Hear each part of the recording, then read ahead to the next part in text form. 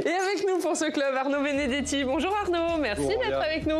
Rédacteur en chef de la revue politique et parlementaire. Pascal Tournier, bonjour. Merci d'être là Pascal. Rédactrice en chef adjointe à l'hebdomadaire La Vie. On va parler avec vous de l'Ukraine. Débat avec vote au Parlement la semaine prochaine. Et Emmanuel Macron consulte en amont. Hier, il a reçu les chefs de parti à l'Elysée. Il a affirmé ne vouloir aucune limite dans le soutien de la France à l'Ukraine. Vous nous direz ce que vous en pensez. Et Quentin, on va parler d'un autre sujet avec vous. Le Sénat qui alerte sur les menaces qui pèsent sur les enseignants, qui fait des recommandations. Oui, voilà, il y a eu 6 mois de travaux de la commission d'enquête, des commissions de la loi, commission de la culture et de l'éducation pour effectivement 38 recommandations. On va voir le détail ensemble. On regarde ça dans quelques instants. D'abord, on regarde l'actualité dans nos régions.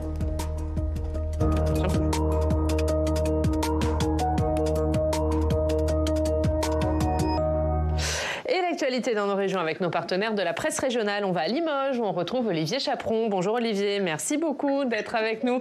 Rédacteur en chef du Populaire du Centre et l'actualité dans votre région. Olivier, c'est d'abord la crise agricole qui est loin d'être éteinte. Ah oui, le feu coule toujours. Il a tenu longtemps, effectivement, sur les ronds-points.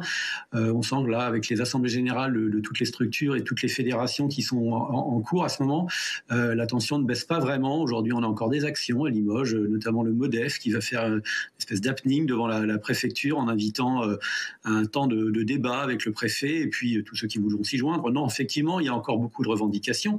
Les syndicats estiment que le compte n'y est pas. D'ailleurs, pour beaucoup, ils trouvent que rien n'est arrivé, surtout que les trésoreries sont toujours exsangues, et c'est vraiment là que ça pose problème. Il y a d'autres points qui achoppent, évidemment, notamment autour de la gestion de l'eau, des contraintes et des surcontraintes qui seraient franco-françaises. Alors, gestion de l'eau, évidemment, avec toute la pluie qui a pu tomber, et notamment en Limousin, les agriculteurs regrettent que des milliers de mètres cubes soient perdus dans la nature, qu'ils n'aient pas pu les retenir. Et puis, pour ce qui est des contraintes et des normes, effectivement, ils ne voient pas grand-chose encore arriver. Tout est à l'écriture, évidemment, ça prend du temps. Mais on sent une certaine impatience et il est vrai que même les préfets ont du mal à répondre aux questions des syndicats. Nous avions hier une réunion de la Chambre de l'agriculture. Je pense que le préfet avait l'air très démuni par rapport aux questions très précises que posaient les agriculteurs. Ça, c'est un vrai problème. Olivier, restez avec nous. Une petite réaction d'Arnaud Benedetti à ce que vous venez de dire. Écoutez, moi je ne suis pas surpris. C'est vrai qu'aujourd'hui, quand on voit les retours de terrain dans différents départements ruraux, les relations entre certains syndicats et les préfets sont extrêmement compliquées parce que finalement le monde agricole a des urgences notamment par exemple en termes de trésorerie et auxquelles en effet le représentant de l'État ne peut pas forcément répondre. Ce qui est clair, c'est qu'on voit bien que, ça a été dit, c'est que la crise agricole est loin d'être éteinte au moment où on parle. Olivier, autre sujet à lire dans le Populaire du Centre. On est le 8 mars, évidemment, Journée internationale des droits des femmes, et votre journal consacre de nombreuses pages aux femmes. Oui, évidemment, si c'est le jour consacré en tout cas, on s'intéresse beaucoup au parcours aussi de femmes un peu exemplaires. On fait le portrait ce matin d'une entraîneur de boxe dans un quartier prioritaire de la ville de Limoges, qui aujourd'hui draine autour d'elle une soixantaine d'autres boxeuses, des femmes qui n'auraient peut-être pas spontanément poussé la porte d'un club de boxe, mais je pense qu'au-delà de la boxe, c'est un état d'esprit, c'est quelque chose qu'elle a réussi à faire, cet entraîneur, avec peut-être de la détermination et l'envie de faire passer un message, c'est que c'est accessible à toutes et que ce combat qu'est la boxe est aussi un combat du quotidien pour que le droit des femmes soit respecté et puis avance, parce que ça reste pour beaucoup encore un combat, effectivement. Et un combat, justement, c'est le titre du Populaire du Centre aujourd'hui. Merci beaucoup, merci Olivier Chaperon d'avoir été avec nous pour nous parler de tous ces sujets. Un petit mot, Pascal, sur cette une et cette journée des droits des femmes. Alors moi, je voudrais juste faire un peu de publicité pour notre journal. On a rencontré Isabelle Rome, qui est l'ancienne ministre d'égalité hommes-femmes. Et je dirais juste rapidement son message. Elle dit très simplement qu'il faut vraiment lutter contre toutes les violences faites aux femmes, qui pour elle sont structurelles. Et tant qu'on n'aura pas lutté contre ces violences de toutes ces formes, que ce soit bien sûr les plus hautes qui vont jusqu'au féminicide, au viol, etc., on n'atteindra pas l'égalité homme-femme. Et c'est à lire dans La Vie. Exactement. Merci Pascal. On passe au thème de ce club. On va parler de l'Ukraine. Emmanuel Macron qui ne veut aucune limite au soutien de la France à l'Ukraine. C'est le message qu'il a annoncé hier au chef de parti qu'il a réuni à l'Elysée. On va ça avec Yann Effelé. Tous les chefs de parti ont répondu présent. À la sortie de leur rendez-vous à l'Elysée, un point d'accord général, le soutien de la France à l'Ukraine. Mais le consensus s'arrête là. Écoutez, moi je suis arrivé inquiet et je suis ressorti plus inquiet encore. Emmanuel Macron a affirmé qu'il n'y avait aucune limite, aucune ligne rouge dans le soutien à l'Ukraine. Je pense qu'il doit y avoir des limites quand l'un des principaux belligérants de ce conflit est une puissance nucléaire. Alors j'entends que maintenant Emmanuel Macron n'a pas de limite non plus. Je ne sais pas si c'est de nature à me rassurer en vrai, très sincèrement, parce qu'à ce petit jeu de l'escalade entre des pays qui ont l'arme nucléaire, ça peut aller très loin. La discussion a duré 2 heures, des échanges directs sans collaborateurs ni téléphone. Certains ont apporté leur soutien à la démarche présidentielle. C'est le cas de l'UDI. À partir du moment où on met une limite à l'action qu'on s'impose, évidemment personne ne souhaite la guerre, personne ne souhaite un conflit qui s'élargisse, mais pour autant, il faut faire en sorte que la Russie ne gagne pas. D'autres dans l'opposition reprochent au président de se servir du conflit en Ukraine à l'approche du scrutin des européennes. J'ai rappelé aussi qu'il y avait derrière cette réunion le soupçon d'une instrumentalisation aux fins de campagne électorale pour les élections européennes et que tout cela, naturellement, si c'était le cas, nous paraissait absolument inacceptable. Emmanuel Macron entend mettre au jour les ambiguïtés de certains partis vis-à-vis de la Russie. Un débat et un vote au Parlement est programmé la semaine prochaine. Arnaud, Emmanuel Macron qui semble rester sur sa ligne, aucune limite dans le soutien de la France à l'Ukraine. Oui, alors bon, reste à savoir si ces propos ont été réellement tenus ou est-ce que c'est une interprétation des différents représentants des partis politiques. Parce qu'elle était à huis clos, la réunion à l'Élysée. Oui, elle était à huis clos. Bon, manifestement, ce qui ressort de cette réunion, c'est la grande détermination, en tout cas au moins dans le vocabulaire du président de la République. Mais ce qui ressort aussi, c'est que finalement, le consensus, manifestement, n'est pas à l'ordre du jour au niveau des différents représentants, en tout cas de l'opposition, des forces politiques. Quand on entend les déclarations, bien évidemment, celles de M. Bardella, celles des représentants des partis de gauche, de M. Bompard, ou même celles de M. Ciotti. En tout cas, ce qu'il faut se féliciter, c'est qu'il y ait un débat quand même au Parlement. Ça me paraît la moindre des choses. Par ailleurs, la vraie question, au-delà de la réaction des responsables politiques, c'est la réaction. Quelle sera la réaction de l'opinion publique ? Parce que jusqu'à présent, l'opinion publique, clairement, a soutenu finalement la position de la France et la position de l'Europe dans ce conflit. Mais, si vous voulez, à partir du moment où le président de la République évoque l'hypothèse potentiel d'une intervention des troupes au sol, parce que c'est quand même ce qu'il a plus ou moins dessiné lors de ses dernières déclarations, on voit bien que là, il y a manifestement un changement. Un changement, il y a eu 1 ou 2 sondages qui ont été effectués et une grande majorité de Français sont plutôt défavorables à cette hypothèse. Donc ça, c'est un premier sujet. Le deuxième sujet, c'est le sujet, j'allais dire, de politique intérieure. Est-ce que finalement cette position aujourd'hui relève d'abord d'un souci électoral pour aller à l'essentiel? Si c'est le cas, c'est problématique. Parce que je pense qu'il n'est jamais bon d'instrumentaliser un dossier qui est un dossier aussi épineux, aussi conflictuel, aussi dangereux, à des fins intérieures. Et puis je ne suis pas sûr que ça soit, compte tenu de l'adversité à laquelle nous sommes aujourd'hui opposés de la part des Russes, c'est pas la meilleure manière, si vous voulez, de réaliser l'unité nationale. Si le président de la République cherche un effet drapeau à travers une tactique qui est une tactique qui apparaîtra à une grande partie de l'opinion publique et des observateurs comme une tactique électorale, je ne suis pas sûr qu'en effet, il obtienne le résultat escompté. Pascal. Alors, pour revenir sur la question du vocabulaire, on ne sait pas effectivement ce qui a vraiment été dit. Je lisais ce matin quand même un article du Monde qui faisait état d'un mot qui était le mot l'adjectif indéfectible, qui a apparemment été soutenu par le président de la République. Donc, on est dans le côté sans défaut, si je puis dire, vis-à-vis de l'Ukraine. Donc après, reste à confirmer. Mais en tout cas, je trouve que c'est un mot intéressant.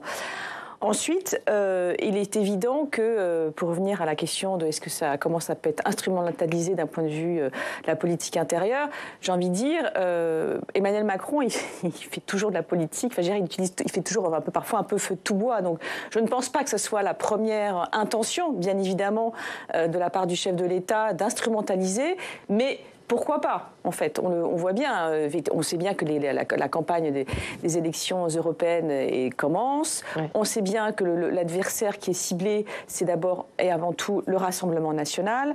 On le sait que déjà, sur ce sujet-là, le camp de la majorité a ciblé aussi le Rassemblement national dans ses différends, dans ses, je dirais, sa russophilie, si je puis dire. Donc ça, forcément, voilà, Emmanuel Macron fait de la politique à 360 degrés. Et ça lui revient un peu en boomerang. On a entendu Éric Ciotti parler d'instrumentalisation de cette situation en Ukraine à des fins de campagne européenne. C'est vrai que là, on voit la position, par exemple, du Rassemblement national, elle est intéressante, puisque déjà, bien évidemment, ils sont pour une aide de l'Ukraine, mais déjà, ils se sont prononcés sur le fait qu'il était hors de question que l'Ukraine puisse entrer dans l'Union européenne. Donc c'est quand même un sujet aussi, même par rapport à la campagne des élections européennes, et qui aussi par rapport au montant de l'aide, parce que vous l'avez dit, je crois, on est sur de 3 milliards d'euros, je crois, ce qui est quand même une somme. Hein. Pareil, le Rassemblement national est assez, je dirais, pas critique, mais en tout cas émet des réserves. Donc c'était quand même, de ce point de vue-là, c'est quand même aussi intéressant, quand même, pour le grand public. Et pour terminer, sur le grand public, sur l'opinion publique, je ne connaissais pas ces sondages, il reste que quelque part, Emmanuel Macron, en prononçant cette phrase, qui effectivement, on pourra en reparler, est assez, je dirais, pose question, hein, sur l'idée d'envoyer des troupes, les gens en parlent. Donc, de certaine manière, il a réussi son coup sur le réveil de l'opinion publique sur ce sujet qu'est le conflit en Ukraine. Et justement, Quentin, Pascal en a parlé, il y aura un débat la semaine prochaine au Parlement sur cette question des 3 milliards. Exactement. En fait, le 12 et le 13 mars, donc mardi à l'Assemblée nationale, mercredi au Sénat, il va y avoir effectivement une déclaration de politique sur l'aide à l'Ukraine de la part du gouvernement et les votes ensuite de tous les groupes politiques sur l'accord qui avait été annoncé il y a 15 jours lors de la visite de Zelensky à l'Élysée, hein, cet accord bilatéral avec l'Ukraine. Et effectivement, avoir comme ça le vote qui va s'effectuer. C'est rare d'avoir comme ça un vote puisque les questions de politique étrangère sont du domaine réservé du chef de l'État. Donc le Parlement n'est que rarement mis dans la boucle de ce genre de décision, sauf quand il faut envoyer l'armée ou qu'il y a des choses de cette importance-là. Donc là, on va pouvoir voir le positionnement de chaque groupe politique. L'Élysée qui, effectivement, fait savoir à l'AFP que l'ensemble des forces politiques à l'Élysée hier a bien dit son soutien indéfectible à l'Ukraine. Et donc, l'Élysée qui pense s'être déjà, comme ça, garanti le soutien de l'ensemble des groupes politiques qui étaient présents autour de la table lors de cette rencontre hier. Ce sera un moment de vérité, ce vote au Parlement ? Oui, vraisemblablement. Mais je crois qu'il faut aussi sortir de la situation franco-française, parce que la réalité, c'est que, qu'on le veuille ou non, Emmanuel Macron, aujourd'hui, en effet, hausse le ton vis-à-vis de la Russie, c'est le moins qu'on puisse dire, mais ce haussement de ton, pour l'instant, on rencontre un écho très dubitatif, voire de très grandes réserves dans la plupart des capitales occidentales. Donc aujourd'hui, ce qui se joue aussi, et là il y a un risque pour Emmanuel Macron, soit il est capable d'entraîner sur cette position les autres pays qui aujourd'hui soutiennent l'Ukraine, soit il n'y arrive pas, et là ça sera quand même un problème pour lui, et ça sera même un problème intérieur, parce que ça sera considéré comme un échec pour le président de la République et un échec pour la France. Donc il y a quand même une prise de risque de la part d'Emmanuel Macron. Et encore, à ce stade, on voit bien qu'il y a quand même, c'est le moins qu'on puisse dire, un grand flottement dans la plupart des capitales occidentales. Ouais, et même sur le plan intérieur, est-ce qu'il prend un risque, Pascal, avec ce vote au Parlement? Parce que les Républicains ont évoqué un vote positif. Dans le reste des oppositions, c'est beaucoup plus flou. Oui. Enfin, j'imagine mal gérer un vote contre une aide à l'Ukraine. Enfin, ça serait, à mon avis, et on le sait déjà, que ce soit le Parti socialiste, que ce soit les écologistes, enfin, ils n'ont pas du tout affiché des positions anti-soutien. Donc, j'imagine assez mal. Après, je pense que vont être émises, bien évidemment, dans le cours du débat, et qui va du coup être très intéressant, hein, parce que je pense qu'on va voir les positions des uns et des autres. Là, il va y avoir forcément des bémols ou des réserves qui vont être mise en avant, bien évidemment. Ouais. C'est ce que cherche à montrer aussi Emmanuel Macron avec ce débat avec vote, de mettre les oppositions au pied du mur. Oui, clairement. En tout cas, c'est le soupçon d'instrumentalisation qui a été exprimé par Éric Ciotti, c'est-à-dire un moment où on est dans une perspective d'une échéance électorale, c'est-à-dire viser, comme l'a dit Pascal, principalement le Rassemblement national, ramener le Rassemblement national à sa complaisance vis-à-vis du régime de Vladimir Poutine et essayer d'une certaine manière de rediaboliser, pour aller très vite, le Rassemblement national qui fait la course en tête dans les sondages. Est-ce que ça aura un impact sur l'opinion ? Personne ne peut le dire à ce stade. Ce qui a fonctionné, mais parce qu'on était dans la sidération de l'événement en 2022, rien ne démontre que cela puisse à nouveau fonctionner en 2024. Et ce débat, ce sera à suivre. Mardi à l'Assemblée nationale, mercredi au Sénat. 18h, édition spéciale sur Public Sénat, effectivement. À suivre sur notre antenne. On parle du Sénat. Le Sénat qui, cette semaine, a remis un rapport qui fait beaucoup parler. Après 6 mois d'enquête sur les violences qui touchent les enseignants. Voilà. 2 commissions étaient à la manœuvre, effectivement, Oriane, depuis octobre dernier. La commission des lois du Sénat ainsi que celle de la culture et de l'éducation. Pour bien comprendre, il faut savoir qu'en mai 2023, Mickaëlle Paty, la sœur de Samuel Paty, a écrit à Gérard Larcher et au président de la commission des lois, François-Noël Buffet. Elle leur a demandé à l'époque de faire la lumière sur les suites de l'attentat qui a touché son frère, aussi parce qu'elle n'était pas satisfaite de ce qu'avait dit l'enquête administrative autour du soutien à son frère par l'éducation nationale. Les 2 commissions se sont donc dotées des pouvoirs d'une commission d'enquête parlementaire. Ils ont mené des auditions, des visites auprès des enseignants. À la clé, un rapport rendu mercredi qui dresse un constat et qui formule 38 recommandations. Et des statistiques assez alarmantes sur ce que vivent les acteurs de terrain, les personnels de l'éducation nationale dans leur ensemble. Exactement. François-Noël Buffet parle d'un constat de terrible solitude, je cite, vécu par les membres du personnel éducatif face à un quotidien marqué par les tensions et par les conflits. Fin de citation. Parmi les chiffres marquants, on retient ces statistiques. 37 700 enseignants ont subi des menaces dans le premier degré, 58 500 dans le second degré. C'est ainsi un enseignant sur 10. Écoutez à notre micro François-Noël Buffet. Effectivement, l'enjeu était de voir un constat, une forme d'état des lieux de la situation qui nous préoccupe beaucoup dans la mesure où nous constatons que les professeurs, mais les équipes éducatives de façon générale, sont victimes de plus en plus d'agressions, de menaces et que la laïcité est contestée. Voilà, au cœur du sujet, c'est bien la laïcité. Je vous donne cette autre statistique. 56% des enseignants du secondaire public déclarent s'être déjà auto-censurés pour éviter de possibles incidents portant sur les questions de religion en 2021. Il n'était que 36% en 2018. Alors, quelles sont les recommandations des sénateurs ? On le disait, il y en a 38. Certaines sont symboliques, comme l'idée d'un hommage rendu tous les ans en octobre en mémoire des enseignants assassinés. On note d'autres propositions. Regardez, le renforcement de la formation des futurs enseignants à la promotion des valeurs de la République et de la laïcité. Faire signer aux parents une charte des parents et y inclure spécifiquement le délit d'entrave à l'enseignement. Autre idée, le développement de structures d'accueil ad hoc pour les élèves hautement perturbateurs ou poly-exclus. Et enfin, cette autre idée que j'ai notée dans les 38 recommandations, élargir l'interdiction du port de signes religieux à toute activité organisée par l'institution scolaire, comme les sorties. Et le rapport d'hier, le rapport s'appuie également sur un sondage. 70% des Français sont attachés à la laïcité. Oui, absolument. Ce concept est mal compris par certains jeunes. Il y a une fracture générationnelle autour de la laïcité, y compris chez les enseignants. La laïcité est parfois vécue comme une contrainte à destination des jeunes musulmans. C'est ce que relève le sondage parmi certains enseignants les plus jeunes. Il y a une fracture comme ça générationnelle. Et d'où cette demande des sénateurs d'être plus actifs pour la défense de la laïcité à l'école. Elle est en danger aujourd'hui, Pascal. En tout cas, moi, pour revenir sur le rapport, moi, ce que je trouve qu'il y a deux... Bien sûr, il y a beaucoup de choses qui sont intéressantes. Bon, déjà, bien sûr, de souligner, c'est assez inquiétant, là, le mot solitude des enseignants, je trouve ça assez inquiétant. Après, ce que je trouve peut-être un peu délicat, c'est qu'on puisse faire un amalgame entre violence et laïcité, en fait. C'est-à-dire que, alors, c'est certes, effectivement, parfois, il peut y avoir des faits de violence qui sont dus à un non-respect de la laïcité, mais je trouve quand même que la façon dont le rapport est présenté, il y a sans doute des actes de violence qui n'ont rien à voir avec la laïcité. Donc je trouve ça, je mettrais une petite réserve sur ce, pour pas qu'il y ait d'amalgame, de télescopage entre les deux notions.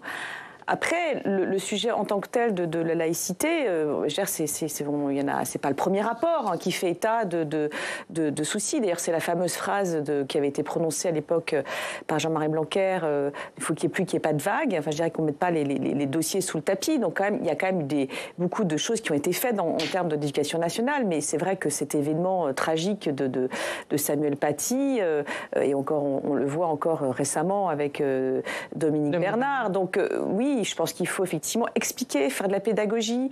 Je pense on le sait, la jeune génération, comme ça a été dit dans le rapport, n'a pas exactement la même approche, mais peut-être qu'aussi il faut justement questionner, regarder. En tout cas, je pense qu'il faut de la pédagogie, expliquer. Parce que je pense que même, ne serait-ce que le mot laïcité, je pense que plein de jeunes ne savent pas exactement ce que ça représente. Derrière. Et même les parents, c'est ça aussi qui est important aussi, les parents aussi, je pense. Oui, enfin, je partage ce que vient de dire Pascal sur les chiffres, c'est-à-dire qu'en effet, quand on voit les chiffres, on a plus de 90 000 enseignants qui déclarent avoir été exposés à des menaces. Alors, est-ce que toutes ces menaces sont liées à la question de la laïcité? Ça, il faudrait peut-être avoir une analyse un peu plus granulaire, mais enfin, en tout cas, déjà, c'est trop. Quelle que soit la motivation, ça veut dire que les conditions d'exercice du métier d'enseignant, on le sait, sont quand même de plus en plus difficiles. La difficulté, c'est que l'école n'est plus un sanctuaire. Et ça, c'est un vrai sujet. C'est plus un sanctuaire, on le voit. La violence s'y est largement déployée.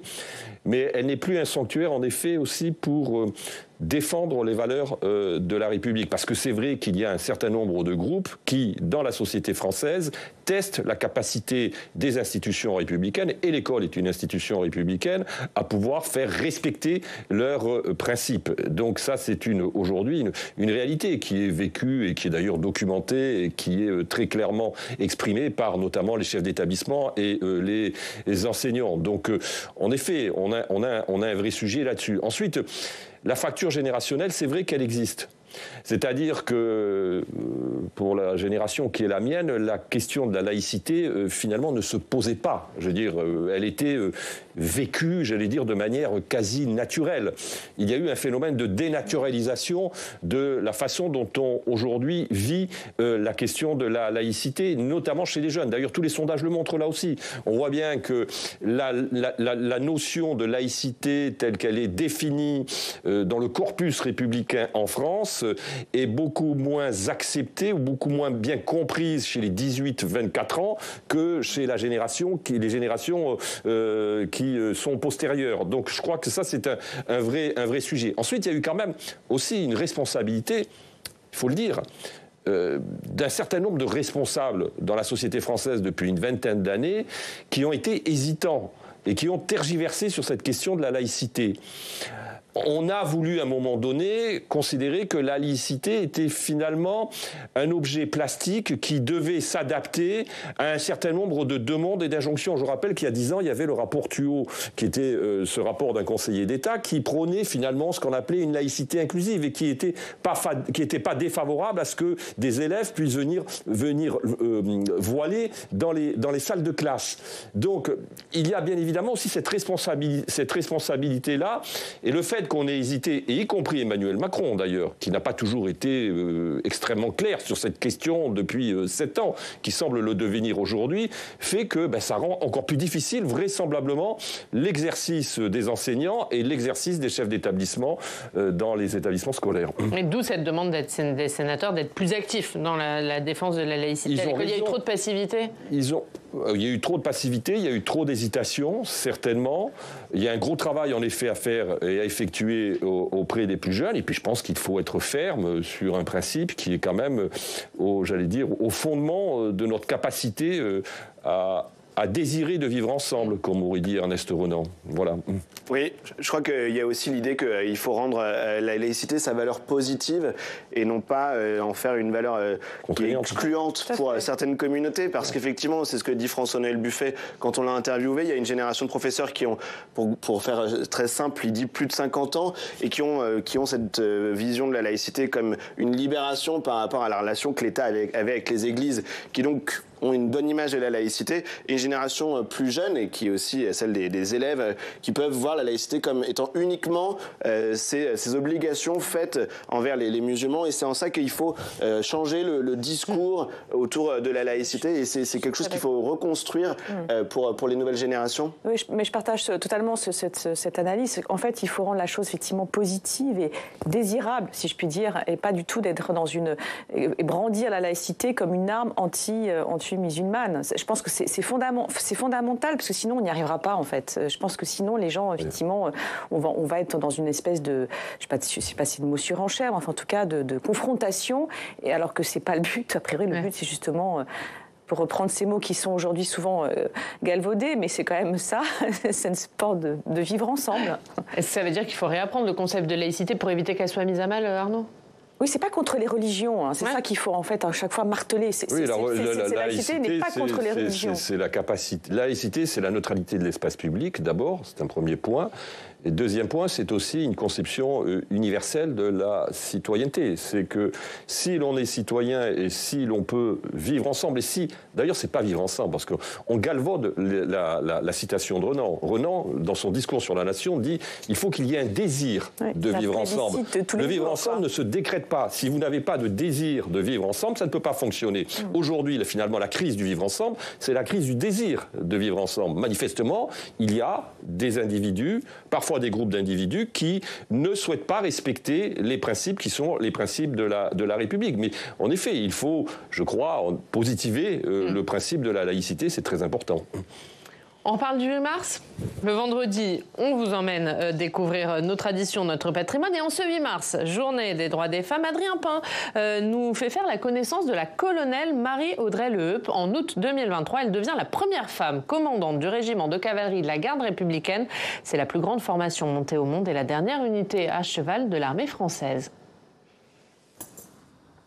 À l'aube, chaque jour, c'est la même routine d'entraînement pour la colonelle Leheupes et l'un de ses 2 chevaux. C'est notre première action de la journée qui prépare tout le reste. Marie-Audrey Leheupes est la première femme à commander le régiment de cavalerie de la garde républicaine, une unité prestigieuse de la gendarmerie créée au 19e siècle. Depuis août 2023, elle est à la tête de plus de 500 personnes et 460 chevaux. C'est bien, Major. Je suis fier de vous. En plein Paris, dans le manège Battesti, sous une charpente métallique conçue par Gustave Eiffel, les cavaliers s'entraînent chaque matin pendant 1 heure, avant une journée bien chargée. Car les missions sont loin de se limiter aux cérémonies officielles. Elles consistent surtout à garantir la sécurité publique.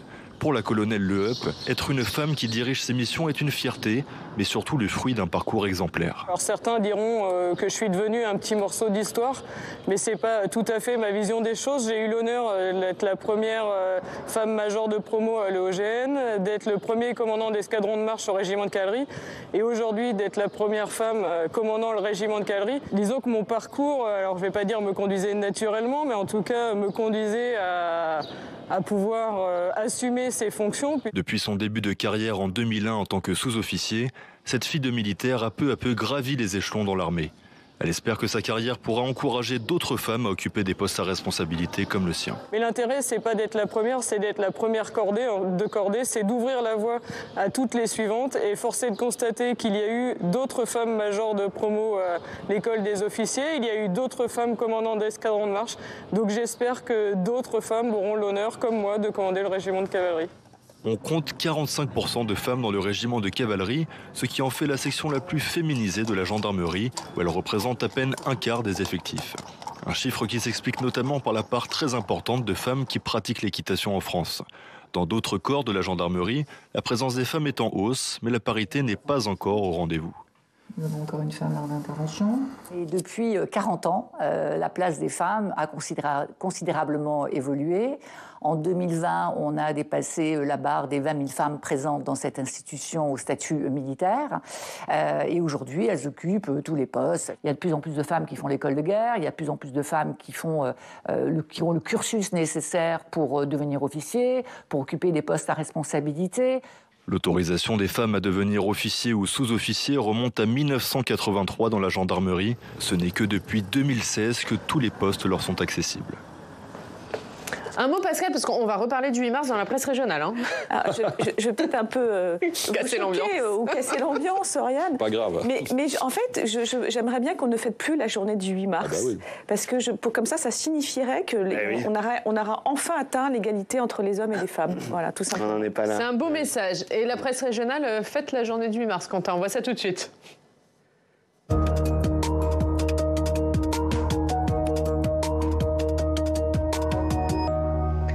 Et cette journée des droits des femmes, ce 8 mars, il est à la une de beaucoup de nos quotidiens régionaux. Exactement. Beaucoup de titres de la presse régionale reviennent sur cette journée internationale de sensibilisation lancée par les Nations Unies en 1975. Le thème de cette année, d'ailleurs, c'est investir en faveur des femmes, accélérer le rythme.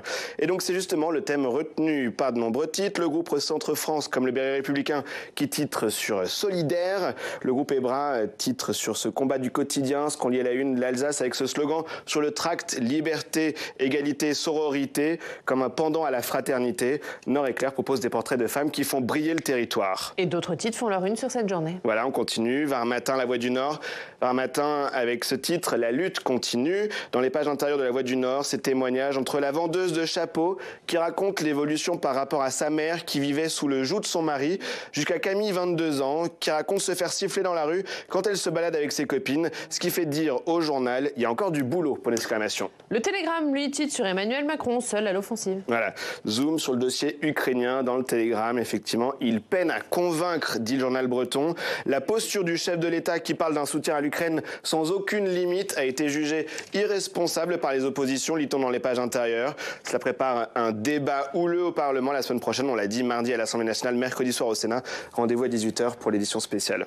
Allez, c'est vendredi, 2 titres un peu plus légers. Voilà, tout d'abord avec Libération Champagne qui titre sur les foires, ça change des marchés de Noël, des foires qui pèsent sur nos porte-monnaies. Mention spéciale pour la manchette, ivre, il met le feu à son beau-frère sans faire exprès.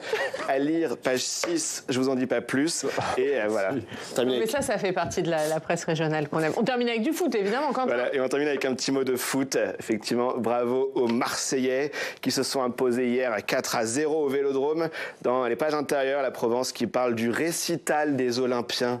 Oriane, c'est comme ça une musique à vos oreilles, n'est-ce pas? Face aux Espagnols de Villarreal, l'OM a 1 pied et 4 orteils dans les quarts, qui dit ainsi à la Provence, avant même le match retour. Jeudi prochain, vous nous en parlez vendredi du coup. Voilà, c'est maintenant la nouvelle tradition de la revue de presse des vendredis matin. C'est le foot pour Quentin. Voilà.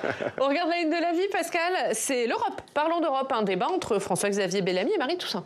Oui, alors deux positions, comme vous pouvez imaginer, enfin deux visions de l'Europe assez distincte entre François-Xavier Bellamy et Marie Toussaint, et en plus un petit peu voir un peu à quoi sert l'Europe et faire un peu une espèce de vrai faux pour par rapport à toutes les questions qu'on peut se poser par rapport au fonctionnement de l'Europe. Voilà, et tous deux têtes de liste, hein, François-Xavier Bellamy pour les Républicains et Marie Toussaint pour les écologistes. Et on précise d'ailleurs que Public Sénat diffusera le premier débat des têtes de liste. Ce sera jeudi à partir de 17h avec le groupe EBRA, et ce sera effectivement du côté de Strasbourg. La une de la revue politique et parlementaire, le travail. Un dossier travail, il nous a semblé qu'après la crise Covid, qui avait quand même beaucoup modifié les comportements des Français, et pas seulement des Français, dans la relation au travail, après le débat sur les retraites, il était intéressant de s'interroger sur ce que l'on appelle la valeur travail, avec différents points de vue de sociologues, d'universitaires, de syndicalistes également, d'historiens. Et c'est à lire dans la revue politique et parlementaire. Merci Arnaud Benedetti, merci beaucoup Pascal Tournier d'avoir été avec nous. Merci Quentin, vendredi. À la semaine prochaine. Et nous on se retrouve lundi. On vous souhaite un très bon week-end. À lundi.